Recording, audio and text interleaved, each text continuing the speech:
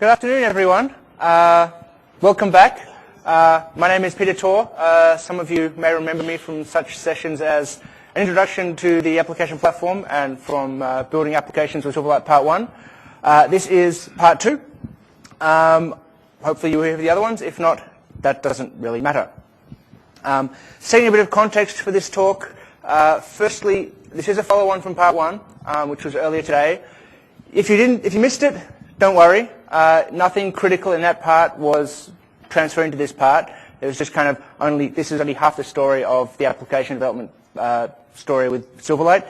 The other half was this morning. But you will be able to catch it online. These sessions are being recorded. So if you did miss it, you can always catch it online later on. Just as with the first session, this does assume you understand Silverlight. This is not a Silverlight introductory talk. This is about phone stuff that is different from Silverlight on the web. And lastly, if you want more architectural content, deeper into the way the system works, Istvan Sazeri, who's a distinguished engineer on the application platform team, did his talk at Mix that you can find online, and that goes into a lot more detail about the layering of the compositor and the operating system and so on. So I'm somewhere between Silverlight, Windows Phone 101 and the deep architectural talk. This is somewhere kind of in the middle.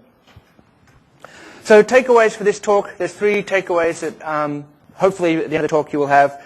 First one is that the applications on the phone follow a page-based structure. Anyone that's seen the phone has seen it has a back key, a start key, and a search key. That back key is used, like the back key in the browser, for navigating backwards between pages that the user has navigated forwards to. The second one is that the UI on the phone is very clean and simple. It's not the desktop Silverlight with rounded borders and gradient buttons and so on. It's by default it's kind of very simple, black, white, shades of grey, square corners, etc. But it is customizable. The user can choose whether they want a dark or a light phone, or they can choose what's called an accent color: red, green, blue, etc. And then lastly, you can use cloud services to enhance your application on the phone. As I've been talking about at the other talks, if you're at them, we really want people to optimize their application for the device it's running on. And one of the things that differentiates the phone from, say, a PC or a TV is that it does have things like a GPS chip inside it, so that you can customize applications for a mobile device that has that data and has that ability versus a PC client that doesn't. So they're the three key takeaways. And the breakdowns, if you missed part one, I talked about input, output, the web browser control, and some chooser integration with the operating system. And now we're talking about those three takeaways: application structure, controls, and connected services. So this is now, and that was before. But as I said, if you missed it, you can go catch it on the online streaming version. So before I talk about the page structure of applications on the phone, I want to talk about the structure of applications on the web, and then draw a parallel between the web and the phone. So in the web world, you have a host or a user agent, right? Typically a browser, and it has a window and it has some Chrome at the top, like an address bar, etc. And inside that host, you load some content, and it comes from a website, maybe the local machine, but typically it comes from a website. That content, that consists of HTML pages that render inside the host's frame, and then inside those pages you can have content, whether it's more HTML or Silverlight or Flash or video or whatever it is that you want inside that page. So you have this nesting of a host which contains pages that come from a server and then content inside those pages. Now if we look at the way it works on the phone, it's very, very, very similar. We have a host called task host. Our Chrome is at the bottom, not the top. We have a back button, a search button, and a start button. We load content, but it's not from a website. It's from a zap, which is basically a zip file that gets installed onto the phone. It consists of pages, but unlike the web where they're HTML pages, these are Silverlight pages, and those pages contain content, which is more Silverlight, or even HTML in the case of the web browser. So this picture is exactly the same as the last one, except that the host is different and where the content comes from is different, but it's a host containing pages containing content. And then the thing that I won't talk about today is the other way of writing apps, which is XNA. And XNA is for your high-performance 2D, 3D games. It doesn't follow a page-based navigation system. It's more like the Xbox console. I won't talk about that, but that is the other way of writing applications on Windows Phone 7. So quick look at application structure. they are built very much like web pages, websites. Many pages that the user can navigate forward and backwards from, and the pages contain content. You can forward navigate within your application by using hyperlinks, just like the web, or programmatically, just like the web. And you can navigate backwards using the hardware back key or programmatically. So very similar to the web. Forward navigation through links and APIs, backward navigation through APIs or the back button. Users on the phone can navigate across different applications as well as just pages within an application. So I can be in application 1, hit the start button, go to application 2, hit the start button, go to application 3, and then with the back key I can go back across all of those and all the pages within them. So just like on the web, if you're on Bing and then you go to MSN and then you go to Yahoo, you go back across those different web applications.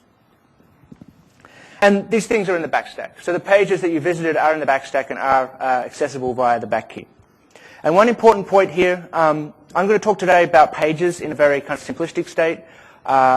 We are introducing this concept of places in Windows Phone 7 that are kind of a higher level concept over and above pages. There is a blog post I wrote about it just the other day.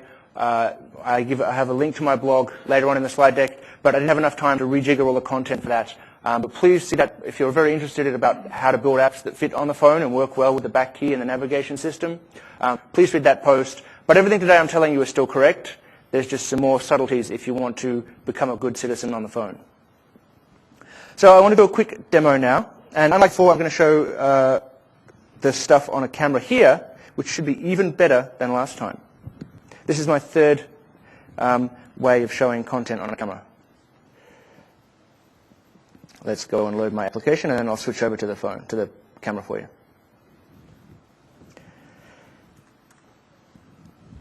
Okay. So here we have the application that I'm going to be, you can already see what all the demos are going to be, so there's no surprises here. First demo is going to be simple navigation. What I'm going to do is, this thing looks like a hyperlink, just like in the web. I'm on main page at the top. I click on this first link that says simple navigation, and now I'm on another page that says simple nav. And what I can do is I can hit this key, which calls an API to go back, or I can hit the hardware back key to go back as well. So just like in the web, you can use the back button, or you can use an API. And I'll show you the code after the demo. But just like the web, you can also navigate with parameters. You don't just have to navigate to a page with no context. So this next one will navigate to a page with a single parameter, which is ID WPH305, which is, funnily enough, the title of this session. And again, I can hit the back key to go back, and I can navigate with more parameters, and I can see the session ID, the description, and my speaker name. Right, so 3 very simple examples of navigation. And let's look at the code, or lack of code, for doing that.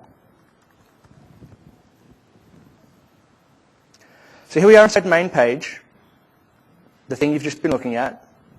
Yes. And you'll see there's a ton of hyperlink buttons here. And a hyperlink button does what you'd expect. It links between pages. So the first one, simple navigation, just navigates to simplepage.xaml. It doesn't do anything else. And that's the page that was just blank with a go back button in it. The second one that had a single parameter goes to parameterspage.xaml, question mark, ID equals WPH305. So very, very similar to the way you'd send parameters on the web. You do it in a query string. And then the last one that had more parameters, again, is the same as doing it on the web. You do ID equals WPH305, and description equals, and speaker equals. The only difference being, because this is inside XML, you have to escape the ampersand to do ampersand semicolon. So that's how I navigate to the pages.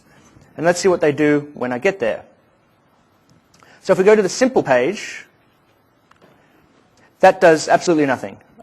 Just has that button in the middle of the screen, and if I double click on that to see the event handler, all it does is check if I can go back, then go back.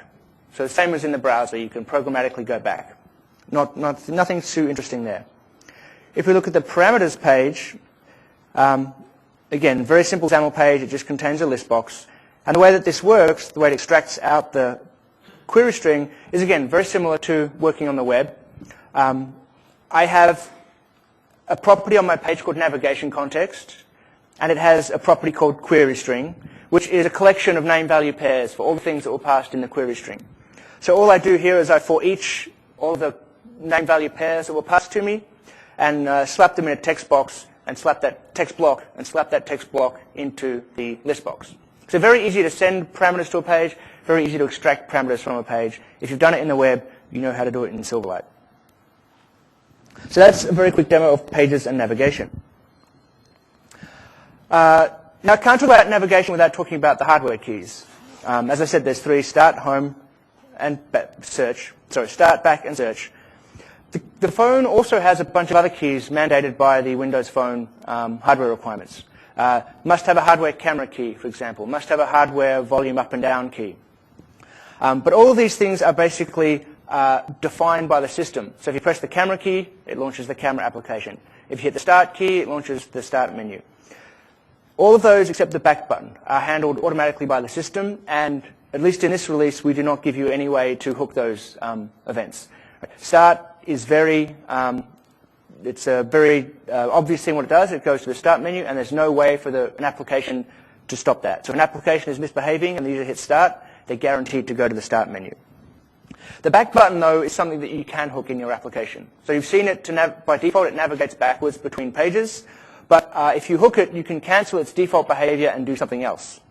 Now, the only two real kind of approved ways of using the back button are to go back to the previous place or page, or to dismiss pop-up UI. And if you start to use the back button to do something else, so let's say you're building a game and you want to have a key that makes the user fire a gun, don't use the back key to fire the gun. Right? If we detect that in the future, we may end up disallowing the application. Right now, we're not doing that, but in the future, we may crack down a bit more on abuses of the back key. But for now, the only two expected uses of the back key are to dismiss UI and go back to a previous place. And this is so that it matches the behavior of the other applications on the phone. So let's do a quick demo of that. We'll switch back to my camera. Does this work okay for everyone, this camera here? I think it's better than the overhead. So we'll see my fourth link here says back key override. So what happens here is I'm going to click this. I'm going to navigate to a page, just like before. And if I hit the hardware back key, I'm back where I started. So that's the default behavior of the back button, taking me back where I was. But if I push this button here, which basically is shows a dialog for me, now I'm presented with a dialog box. So it could be a message box, or it could be any kind of pop-up that's displayed to the user. And of course, they can hit the buttons, yes, no, maybe. You don't really need to read the text here. It's supposed to be funny. But the idea is that if the user wants to just cancel the dialog box or take the default action, they can hit the hardware back key. And rather than performing a backwards navigation to the previous page, it simply dismisses that dialog. Now if I hit the back key again, the default action happens and I'm back to the first page. Right? So no pop-up, back takes me back. When there's a pop-up, back dismisses the pop-up. And that's something that my application controls. So let's look at the code for that, which is very easy, very simple as well. And one of the reasons we let you do this yourself is because we don't want to define what a pop-up is. Silverlight does have a pop-up control, for example, but in this case, I'm just changing the visibility of a layer on the XAML page. So we didn't want to tie the back key to the pop-up is open property, because that might not work with exactly how your application is built. So you do get some flexibility on how to implement these things. So if you look at the XAML for this page, the important thing, of course, is really just, well, not much on this page. There's a grid that defines the dialog that's initially collapsed, and a button here that will open the dialog for me. So if we look at the code, show dialog is the method that gets called when I click the button. And all it does is change the visibility of that grid. So now the pop-up dialog appears, covers everything else. I could have used a pop-up and said is open is true, but I just chose to make a layer visible. And then here's the interesting bit, the on back key press override. There's both an event that you can listen to or a virtual method you can override. I call the base, of course, because that's the right thing to do. And then I check if my dialog box is visible, or if I was using a pop-up, if the pop-up is open, then I'm going to close the pop-up and cancel the event args. So I set E cancel to true. And that means that the default behavior of navigating to the previous page won't get followed. And of course, if the dialog isn't visible, this code won't execute the event doesn't get cancelled, and my page gets navigated away from. So that's very quickly how to intercept the back key and when is the right time to intercept it and when the right time isn't to override it. So that's kind of basics of navigation, forwards, backwards, back key integration. Differences on the phone from the web as well are that on the phone, you get a lot of interruptions, right? You're not just looking at a web page, clicking, browsing through. A bunch of things happen. You get cheesy animations, for example. You get phone calls. You get low battery dialogues. The lock screen comes up. All these kind of things can come, and they affect the way your application runs, and they affect how the user interacts with your application. So the basic application lifetime at a very high level is no different from running on the web, or pretty much any application execution model. Starts off, your application isn't running. The user decides to launch it. It becomes a running application. The user decides to exit it, and now it's not running anymore. So that's the simple part. But while you're running, two different types of things can interrupt you. You can be obscured by the shell, and we'll talk about that, or you can be moved into the background, and we'll talk about that as well. And both of these affect your running state. So the first case and the easier case is when you're obscured by the shell UI. So let's say your application is running, the user's using your application, and then something that is not in their control happens. So a phone call comes in, and you see the incoming call dialog, or a reminder fires to go to the next meeting, or the battery critical dialog appears. And these things take up a portion of the screen, but they don't actually take over the full screen. It's not a full screen experience. What happens is we send your application a message, an event, saying it's been obscured. Right? There's something on the screen that is obscuring the content you're trying to display. But we don't actually change the running state of your application. We don't pause the threads. We don't kill it. We don't do anything like that. We leave it up to the application to decide what to do. And then when that UI is dismissed, so the user snoozes the message or they accept the phone call and then hang up, the application is given an unobscured message to know that it is now no longer obscured by any UI. And it's in the running state. And for most applications, you don't care about this. If you're just a simple data snacking application or a data entry application and a dialog pops up, you don't really care because the user is going to dismiss that dialog and then get back to what they were doing. The only types of applications that really care about this are games and media playback applications. Because, of course, if you're playing a game and something pops up over the screen and you can no longer see the enemies you're supposed to be shooting, you might die, and that's a bad experience. Or if you're watching a video, for example, on the phone, and then a dialog pops up and you can't see the video, you'll be upset. So the idea is that in the obscure message, if you're a game or a media playback application, you as the application developer might choose to pause what you're doing. And then when you get unobscured, in the case of media, you might automatically start playing. In the case of a game, you might let the user hit a resume button. But this is entirely application behavior. The system doesn't do anything in the obscured and unobscured cases. Now, the more complicated case is when you get moved to the background.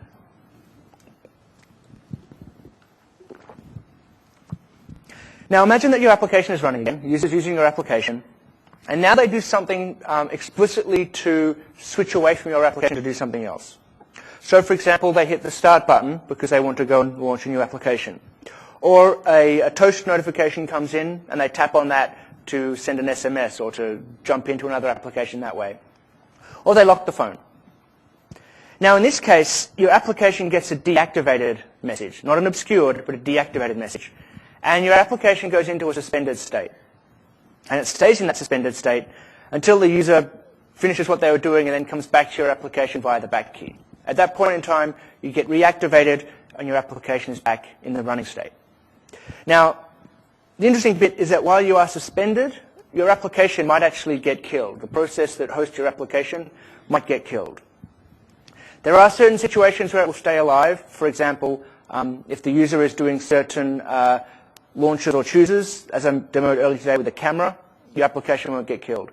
If the user accidentally hit the start key and they come back to you quickly, you won't get killed. So there is not a guarantee that your processor will get killed, but if the user hits start or runs another application and doesn't immediately come back to your application, it will get killed.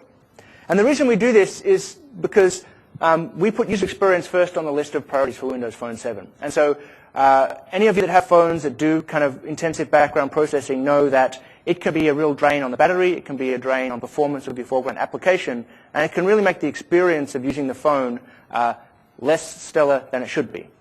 So in order to give the foreground application all the CPU it needs, all the memory it needs, the network bandwidth it needs, etc., we do make sure that applications that aren't in the foreground can't use those resources. But of course, we want to give the user the illusion that their applications have continued to run in the background. So when they do go back through the backstack with the back key, and they do start hitting the applications that were in the background, they come back to life just as if they'd always been there. And the way we do that is in the deactivated events, we save some state for later use. So you can store some state in isolated storage. We also provide in-memory storage for fast caching of data and for kind of UI state rather than persistent user state. And then in the activated event handler, you suck that data back out, either back out of the memory that we store for you or out of the isolated storage. And so the user gets the illusion that they're back where they were. They don't need to know that the application got killed. So again, keeping the user experience great for the foreground application, but still giving the illusion that there are multiple applications running in the background. So let's do a quick demo of this. I don't need to switch, I go here.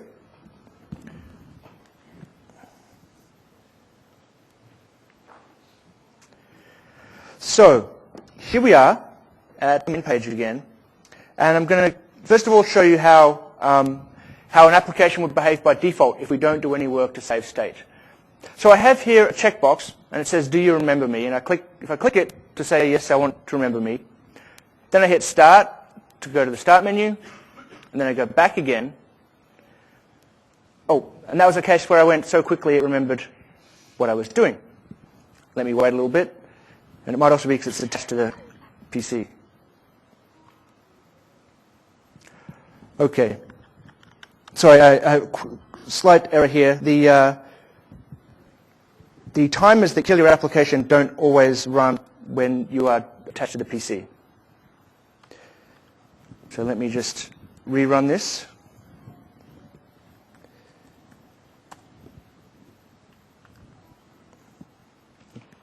I apologize for this. I'm showing you how you do save state. Okay, here's Zune. Let's plug in. Wait for it to unlock. Okay, back to Visual Studio and build and deploy.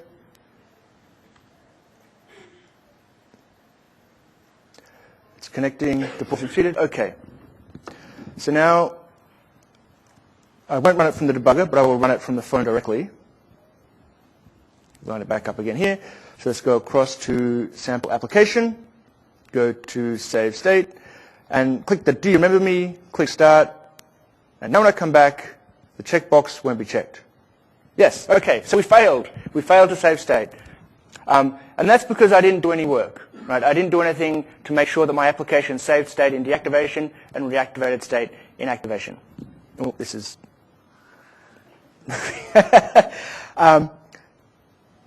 and then a slightly different example.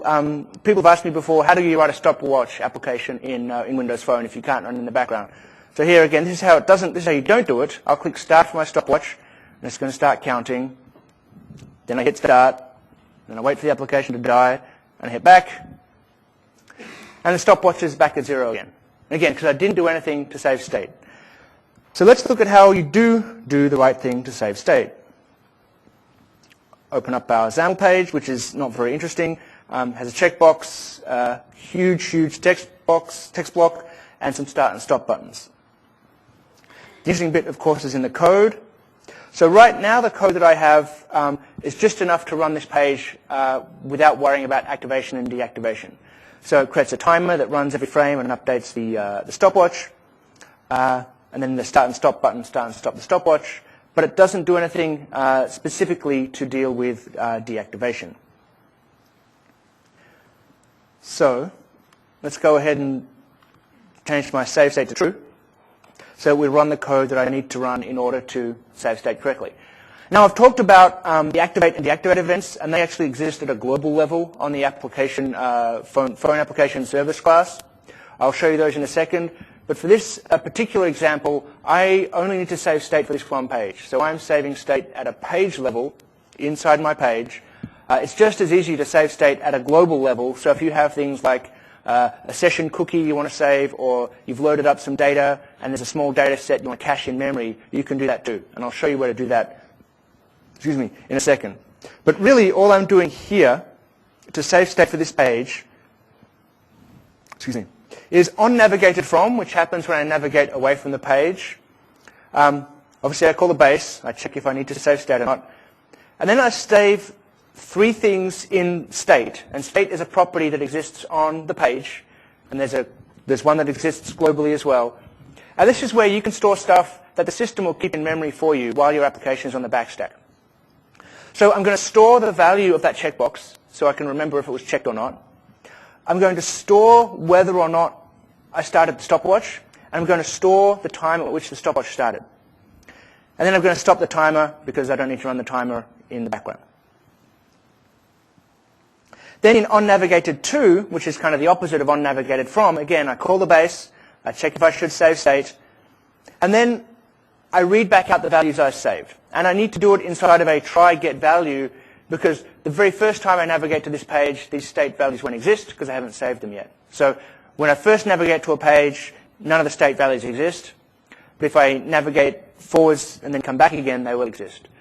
So I check if the remember value is in the state bag. If it is, I set the checkbox as check value to it.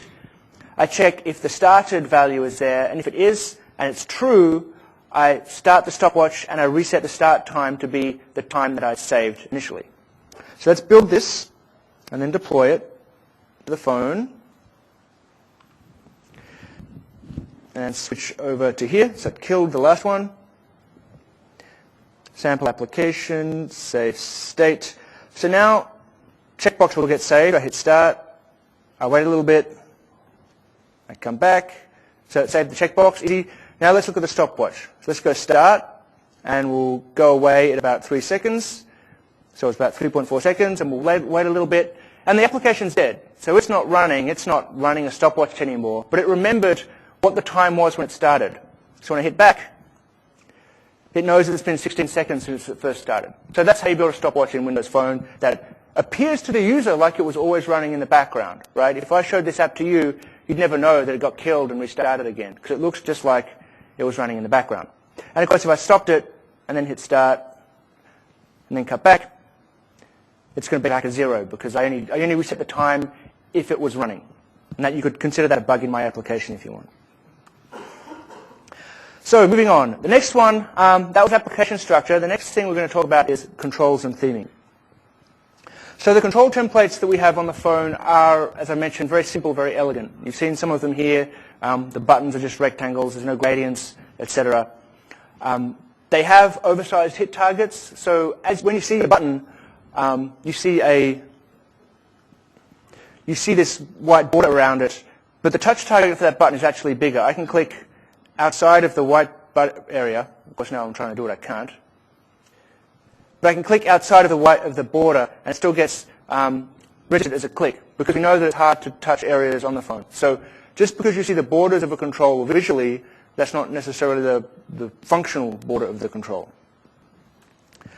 There's a lot of use of transparency in the default control set as well. So the button I showed you isn't a white border with a black middle. It's a white border with no middle, right? It's transparent with some text in it. So if I had an image or a color in the background, that would show through. So it's something to be aware of is if you like to put lots of images in the background, you might need to tweak things like putting overlays on them or adjusting the transparency of the images, because it can be hard to see some of these controls that are by default transparent.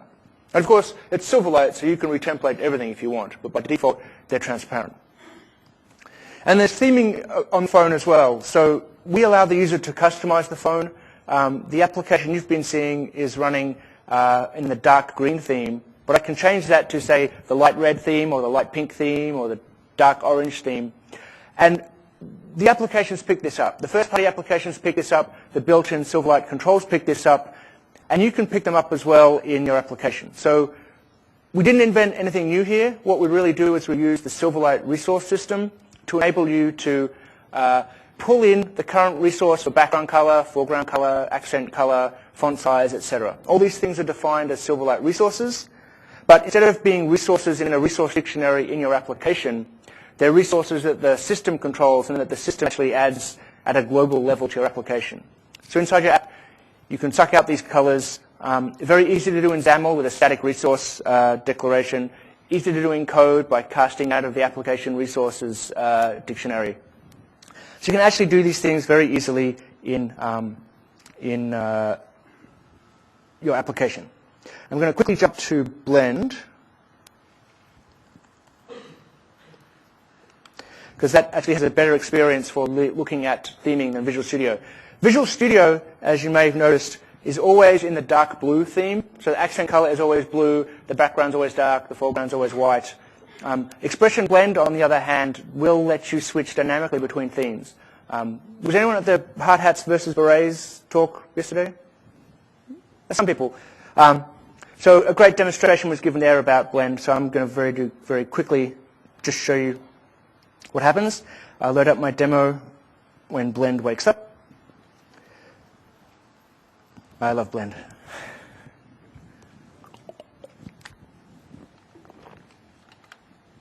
So this is going to load a simple project I had.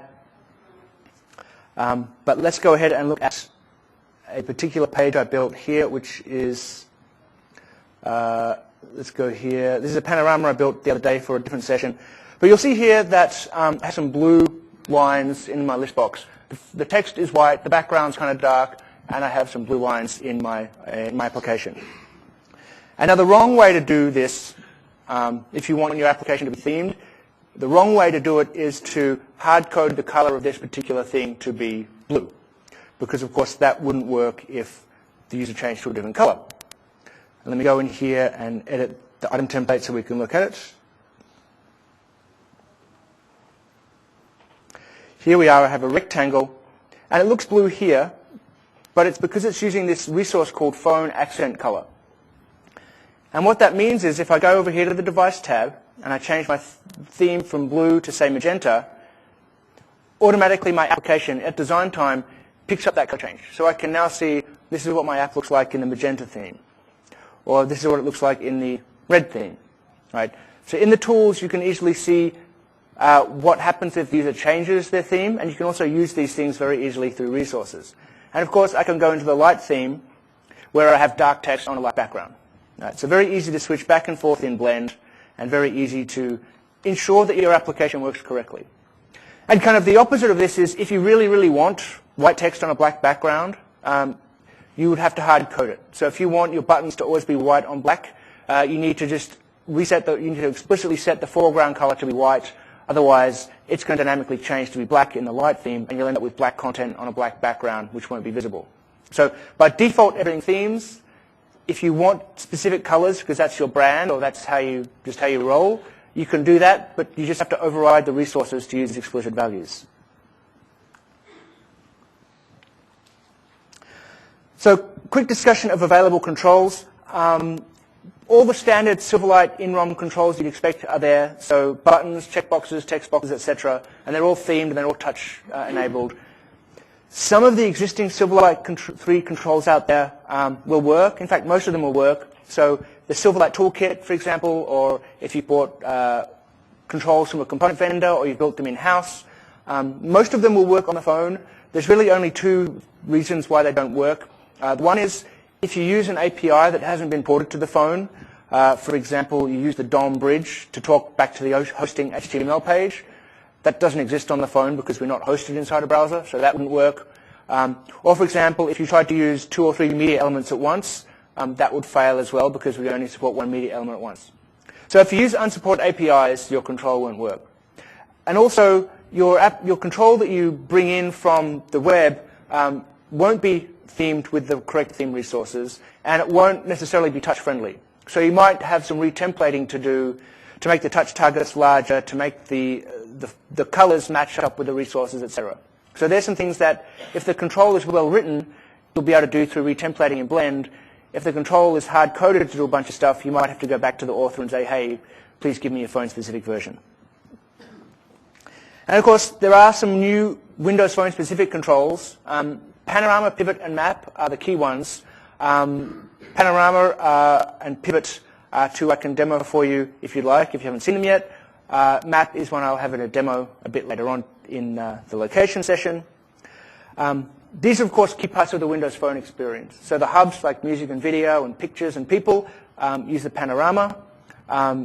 The applications like Mail and Calendar use the Pivot to pivot between different bits of information. And of course, Maps is how you get maps on the phone. And these are available with the final release of the tools on September 16th. So right now, the beta of the tools is on developer.windowsphone.com. It does not have these controls. They will be available on September 16th. And just to give you a quick taste of what they look like, I'm going to go back to my camera and run an application I built for TechEd. This is the Australian TechEd colors, so I think the blue in New Zealand is better. This is an app written with no code. This is all done entirely in Blend. You can see here I have my Panorama experience, and if I click on Session List, I have my Pivot experience too. Right, so this is something that was built entirely in Blend, no code at all. It's using data binding, etc. That's the Pivot control. This is the Panorama control, and the Map you'll see in a minute. And these things are, first-class Silverlight applications. So they support data binding, they support templating, they support all the things you'd expect from a good Silverlight control. So a quick discussion here about the choice of screen resolution. At launch, Windows Phone 7 supports exactly one resolution, which is 480 pixels by 800 pixels. Every Windows Phone will have that resolution. At some point in the future, and we're not giving dates just yet, there will be a half VGA version of Windows Phone 7 available, which is 320 by 480. And when that comes out, we will be requiring applications to update to use that particular resolution. But we will also be providing tools and guidance before that happens so that you can refresh your applications and make sure they work. And of course, Silverlight has nice dynamic layout, it has stretching, it has alignment, all these kind of things that make it relatively easy to take an application that's built 480 by 800 and then either just let a layout laid out in a smaller screen or use a transform to scale it down to the smaller screen. So much different from the Windows Mobile days where there were basically n different screen resolutions. There's VGA, half VGA, square, wide VGA, blah, blah, blah, blah. There's only one now, and there'll be two in the future. And again, unlike WinForms in the past, where WinForms was a challenge, Silverlight does make it easy to relay out your application to match the different screen size. So lastly, let's look at connected services. And the first one I'm going to talk about is push notifications. And both of these services I'm going to talk about are free. There's no charge required to use them. You don't need to sign up to with Microsoft to use them. They're freely available on the web, usable for Windows Phone. So a push notification is a server-initiated communication that comes to the device. And it's designed to enable some of the key background scenarios that otherwise would require code running always in the background. For example, I have a weather application, and I tell the weather application, I want to know if the weather forecast changes because it's raining right now, but if I decide it's going to be sunny, I want to go to the beach. Or maybe it's sunny, and if the weather changes to rain, I want to know so I can cancel my plans to go to the beach. So in the past, you would probably have an application running in the background, and it would wake up every minute or 5 minutes or whatever, ping a background server to say, has the weather changed? Has the weather changed? Has the weather changed? And even if you write that application correctly, it's going to use battery every time it wakes up. But inevitably, people have bugs, and it ends up in an infinite loop, and it drains battery really quickly.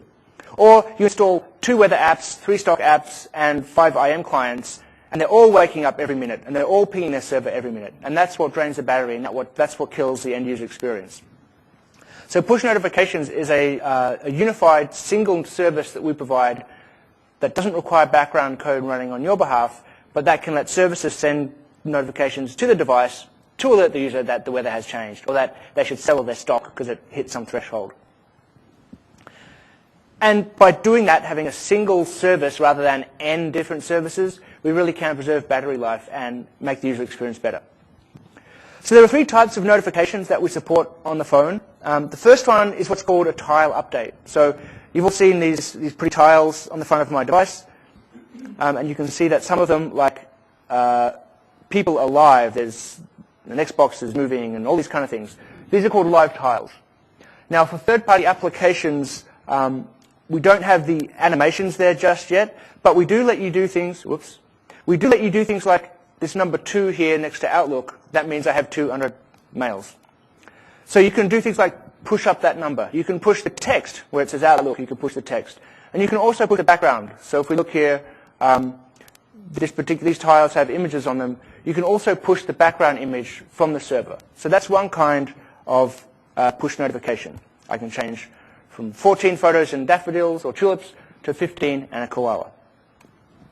The next type of notification we support is a toast notification. So very similar to what you've seen for an SMS, for example.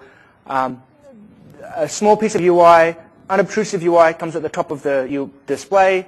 The user can swipe it away, get rid of it, or it'll time out in a few seconds. And if they tap on it, it takes them to the application that initiated that toast.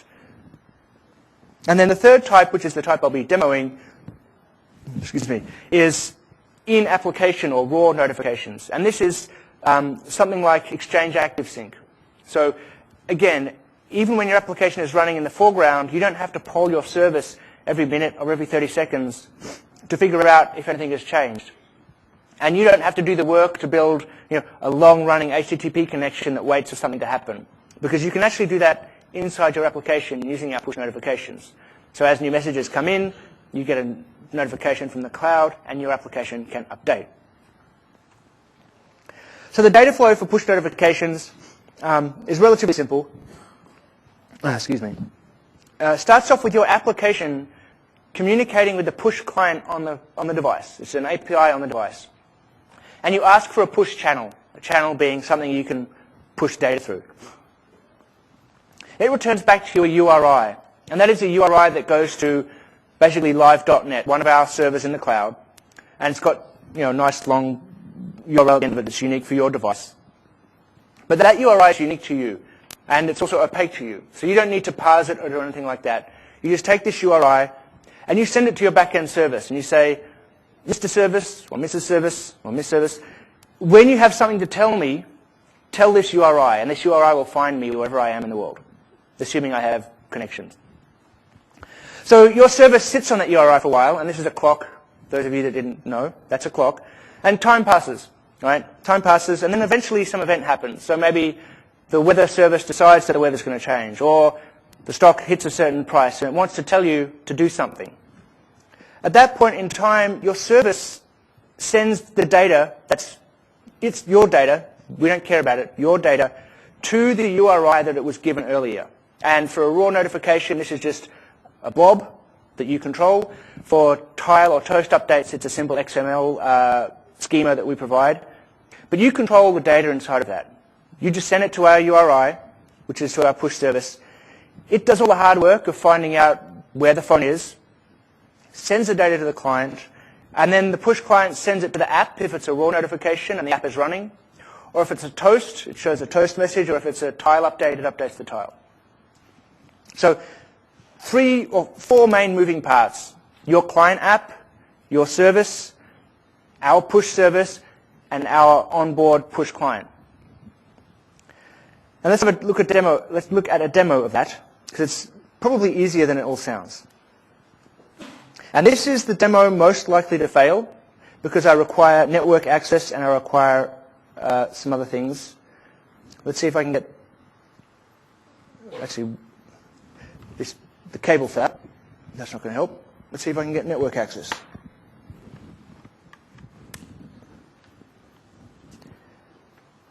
Okay, I might need to do the log on thing.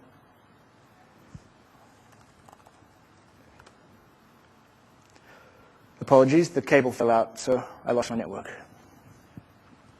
Okay, we have network access. Good. Doesn't mean it's going to work. This is the most tricky of all demos. So there's 2 parts to this demo.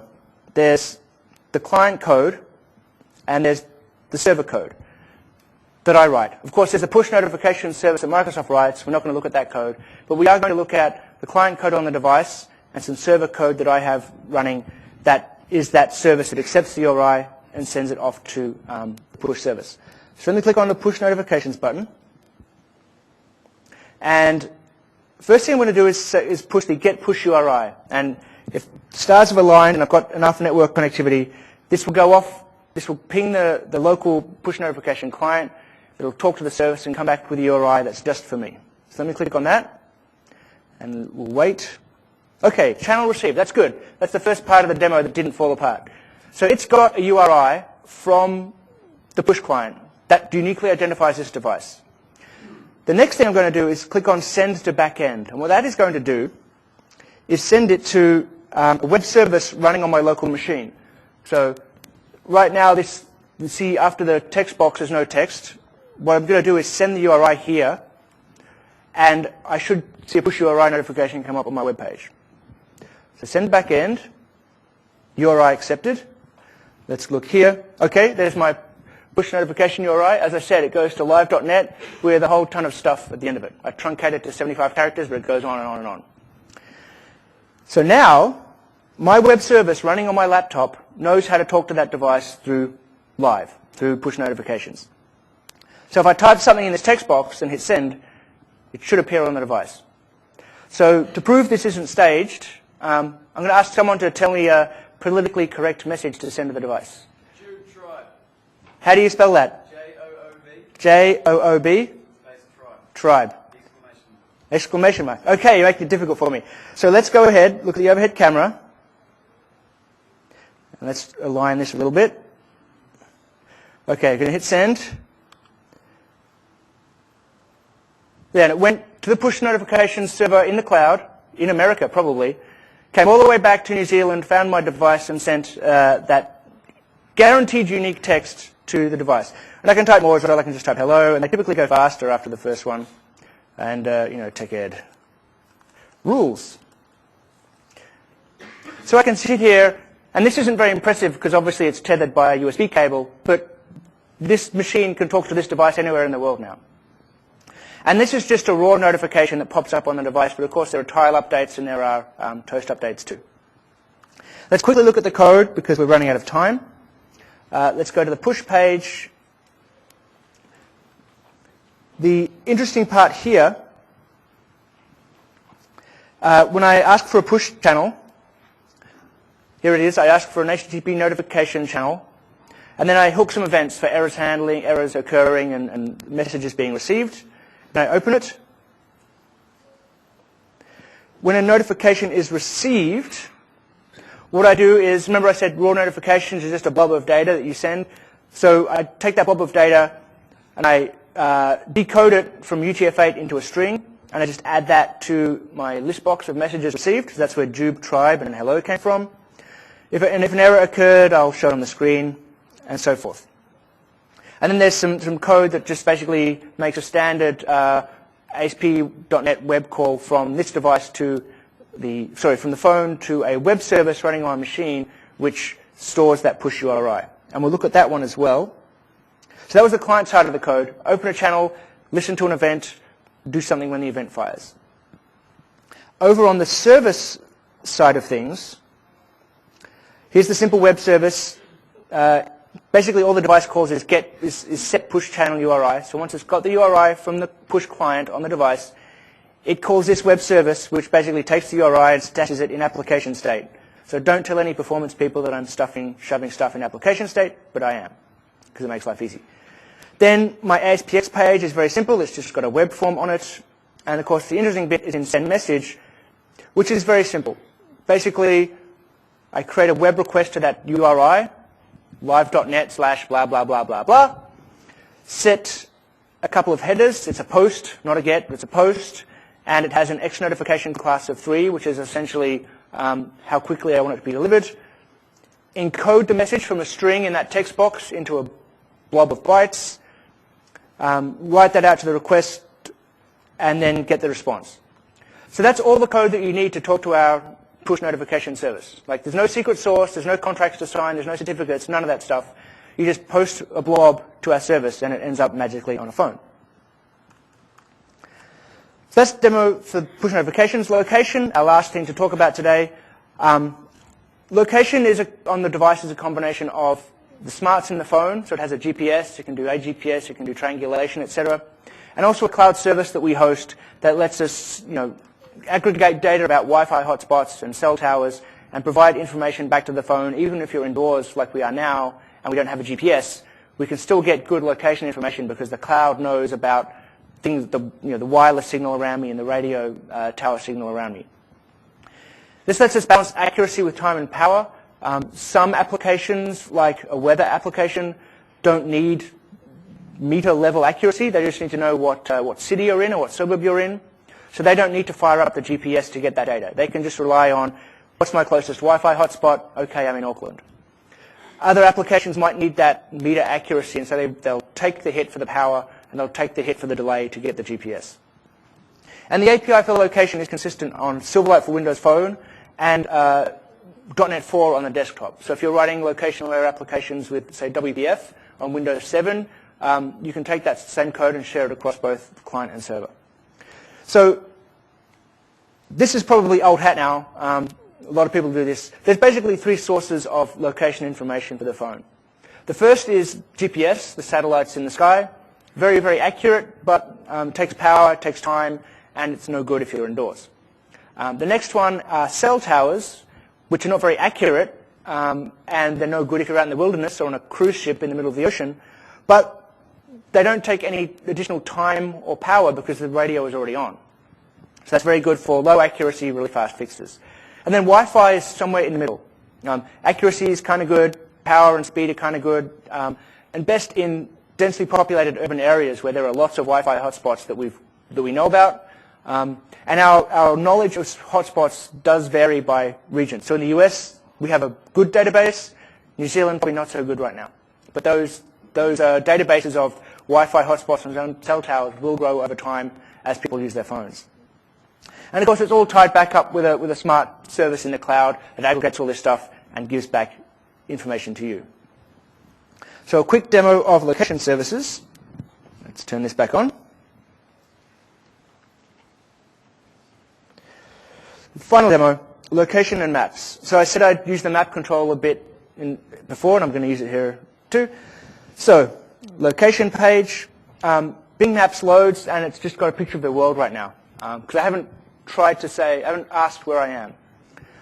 There's a checkbox here for high accuracy, which would try and fire up the GPS, but I know I'm not going to get a GPS signal in here, so I'm going to leave it unchecked. And I'm going to click the Start button, which is going to use Wi-Fi and cell tower triangulation to try and figure out where I am. And it worked in my hotel room a few stories up. Let's see if it works here. So I click Start. It's initializing. And is it going to find us? No data. Let's see if I have Wi-Fi on. I might need to turn on Wi-Fi for this, because maybe the cell tower isn't in here. Wi-Fi, turn on.